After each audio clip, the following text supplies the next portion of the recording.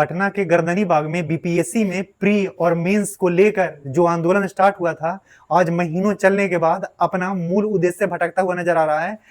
छात्र नेता, जो कुछ छात्र नेता है, वो सरकार से एक डेलीगेशन के रूप में बात करने गए थे, तो उनको मूल मांग ये था कि प्री और मेंस को खत्म करके एकल एग्जाम कराना चाहिए। लेकिन यह आंदोलन अपने मूल उद्देश्य से बिल्कुल भटकता हुआ नजर आ रहा है कि छात्र नेता जब डेलीगेशन, छात्र नेताओं का डेलीगेशन जब सरकार से मिलने गई, तो वहां पर ये एकल एग्जाम को बात ना करके वो उनके एग्जाम के सिलेबस में चेंज कराने में लग गए हैं। और ये बात ये है कि एग्जाम का नहीं कोई निर्धारित अभी तक एग्जाम का डेट बताया जा रहा है, ना ही उससे लेकर कुछ आगे क्लियरिफिकेशन दिया जा रहा है। और बिहार के एग्जाम में केवल अकेला TRE-4 का ही डिले होने वाली बात नहीं है। आप अगर ये देखें तो बिहार में ऐसे दर्जनों बहालियां हैं जिनका एग्जामिनेशन अभी तक कितना दिनों से लटका हुआ है। जैसे कि अगर एग्जाम्पल के तौर पर देखें तो BSSC इंटर लेवल का एग्जाम जो सितंबर 2023 में फॉर्म फिल हुआ था, इसमें सीट कितना है 12,199। उसके बाद अगर देखें तो BSO अप्रैल 2025 में फॉर्म भरा था, जिसमें कितना सीट है 682। उसके बाद अगर देखिए तो BSSC CGL-4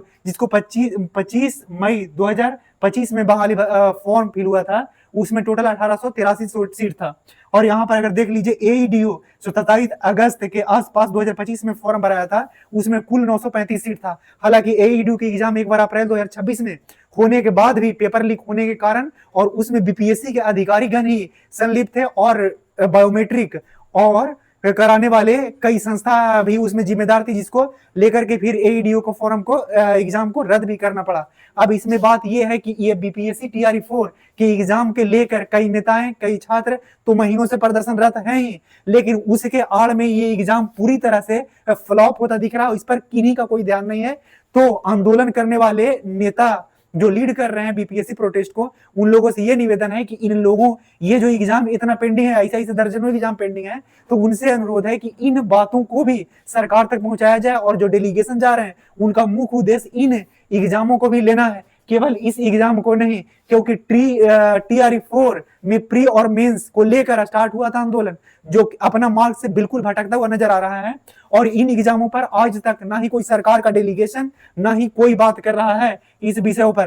तो आप जो आंदोलनरत बच्चे हैं या फिर वहां टीचर पर पहुंच रहे हैं, तो इन बातों पर भी ध्यान दें और इन बातों को भी, क्योंकि ये कोई छोटी मोटी बहाली नहीं है। ये जितना TRE-4 में अगर सब मिला के उतना तो नहीं, लेकिन ये भी एक, इतना में भी बहुत बच्चे हैं। अगर आप देखें टोटल बच्चों के हिसाब से तो बहुत ज्यादा बच्चे इसमें हैं, क्योंकि इंटर में ही आप जानते हैं 30 लाख के आसपास ही बच्चे हैं।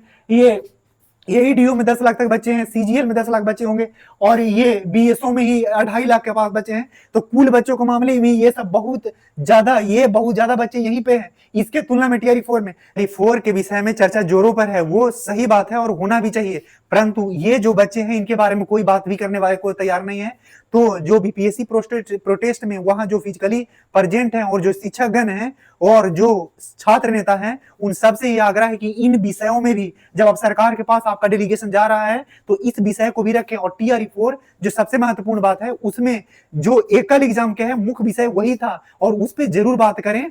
और मेन जब विषय वही था तो उस पर आज भी आप अड़िए और मांग करिए सरकार से, ये बात है। अब हम इतना ही के साथ अपना बात खत्म करते हैं और आप इन बातों पर ध्यान देंगे, हमें उम्मीद है।